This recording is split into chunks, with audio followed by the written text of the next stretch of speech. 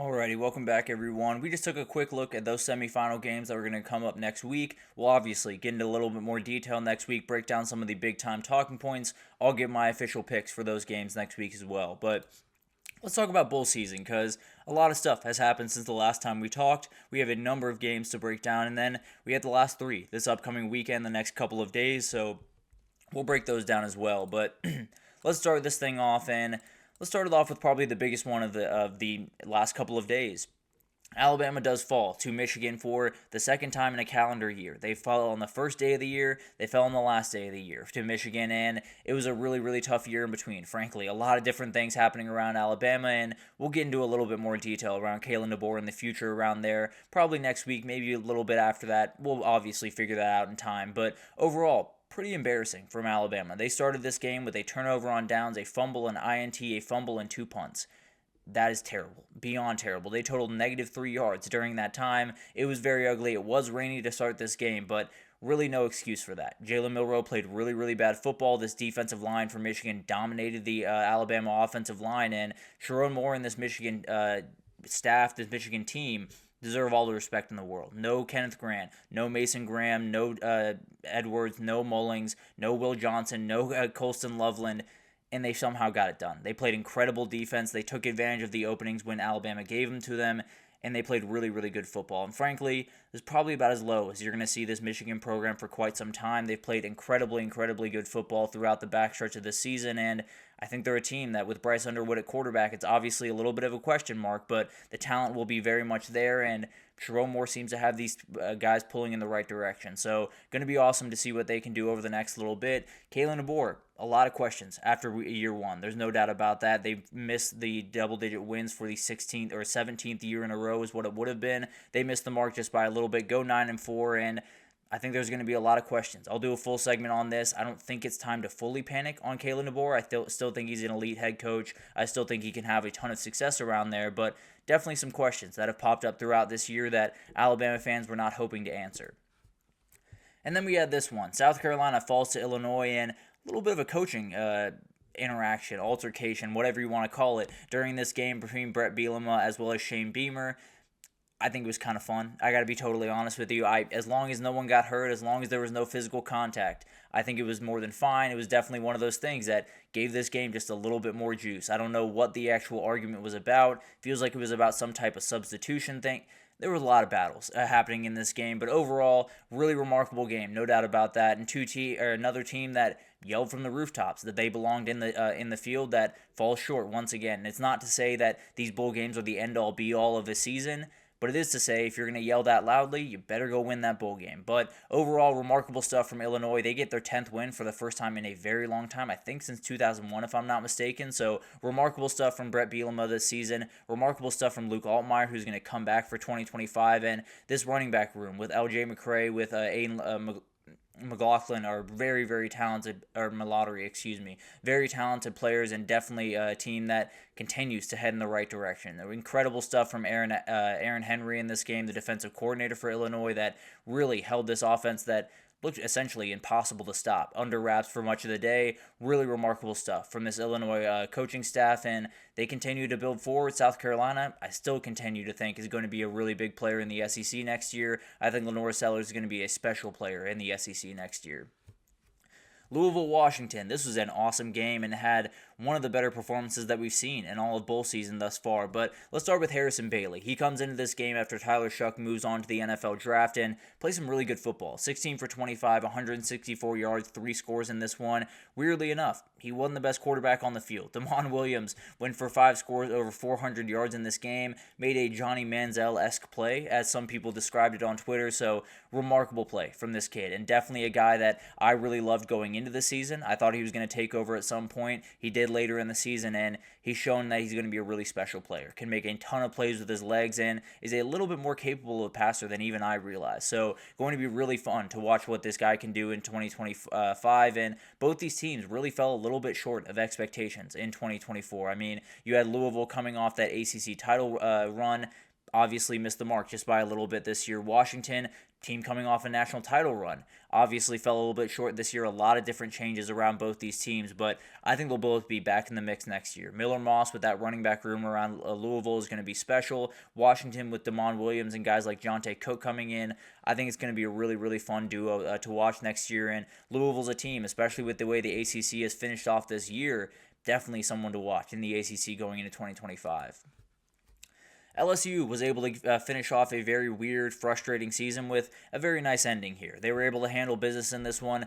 Garrett Nussmeier is downright incredible. He had over 300 yards, 3 scores, did have that one mistake on the pick, but this kid is going to be one of the best quarterbacks going into 2025. He might just be the number 1 overall pick when you go into that 2026 draft. So we will talk about that in time. Obviously, plenty of time to get into all of that, and a very good quarterback class is what we're staring down in 2026. But overall, this LSU team is one that I really like going into 2025, and I like them pretty much every year. So I'm going to try to temper my expectations just a little bit, but I think that wide receiver room will be just about as good as it was this past year, next year, and I think Garrett Nussmeier could end up being one of the best quarterbacks in the country in 2025. And then on the other side, I think Baylor's a team to watch in 2025. You have Sawyer Robertson coming back for another year, Dave Aranda really sinking his teeth into that defense and getting them going in the right direction. It was a tough challenge for that game, but overall, I think it's a program that's heading in the right direction and could very well compete for a Big 12 title that looks just about as open as it is this year in 2025.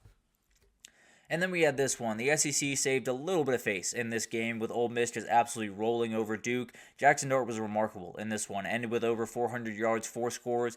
Threw a deep pass late in that game that probably didn't need to be thrown, but at the end of the day, understand you want to finish on the right note. He played an incredible game and probably helped his draft stock just a little bit in this one. Not really sure where he'll end up. We'll do a little bit bigger of an NFL draft breakdown when we get into that time of year, but overall, very talented player, can make a ton of ton of plays with his legs and arm. Very talented guy, and definitely a season that went the wrong way for Ole Miss. There's no doubt about that. You take one loss away from this team, they're in the playoff. They might still be playing in the playoff. They're a very, very talented team. Played a lot of really good football this year, but when they really needed it, they couldn't get it done. In a couple of games that they absolutely should have got it done, they couldn't. So they fall a little bit short. They move forward to 2025, and they got to replace a ton of talent. The same way they did this year, they got to replace a ton of talent. I do think Austin Simmons is going to be their quarterback going into 2025, so no worry there.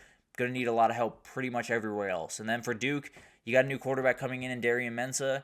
People know what that dollar sign is. People know what that figure is, and he's going to have to play up to that number. There's no doubt about that. So a lot of pressure on Manny Diaz heading into 2025. A lot of great things to like about this program, however.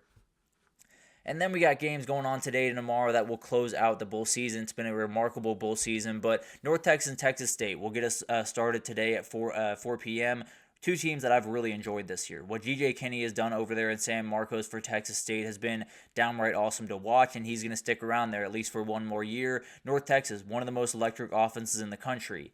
The issue is no Chandler Morris in this game, one of the leading passers throughout the country. He is transferred to Virginia. He has set up shop there, so definitely something that will really hurt North Texas in this game. He's kind of a mean green offense. So I'm going to go ahead and go with Texas State in this one. I think they roll in this one. I think Jordan McLeod finishes the season on a very high note, and this team heads into 2025 as one of the teams to watch not only for that Sun Belt title, but possibly for that G5 CFP spot. Minnesota, Virginia Tech, two teams that I think could be very real in 2025. Max Brosmer, I think, is out the door at Minnesota. I don't know. All the eligibility rules are going over my head at this point. So obviously something we'll talk about in a little bit more detail. Virginia Tech missed the mark a little bit, but has plenty going for it in 2025. It's going to be a very interesting game. No doubt about that. A fair amount of opt-outs in this game. Kyron Jones won't play with an injury, not with an opt-out, but it'll be a little bit of a weird one. It'll be a little bit all over the place. I think Minnesota has enough here. I think they'll get Darius Taylor going. I think that run game will be a little bit too much, and I think Virginia Tech, with a lot of the guys that have left through the portal and have opted out in other directions, I think they're going to have a tough time here. It's one of those teams that has an offseason that is absolutely huge in front of them. If they don't hit all the right buttons, it could be a really tough 25. If they hit the right buttons, I think they could have a really, really incredible 2025 and an ACC that looks absolutely wide open. But this will be a really fun game. I'll lean Minnesota for the time being, and we'll wait for that Mayo bath sometime tonight. And then Buffalo Liberty, Buffalo has been one of the surprises of the year to me with Pete Lembo. He's done an incredible job up there in Buffalo. And then Liberty, you missed the mark just a little bit. A team that had definitely struggled with a number of different things throughout this year, had a number of comeback wins, so played really good football at different times, but Caden Salter wasn't quite the playmaker that he was a year ago. It showed with Liberty's record this year. But two teams that have played some really good football, I think the biggest thing here is CJ Obanaya, and that offense for Buffalo is really hitting their stride. Has scored over 40 points in the last couple of games.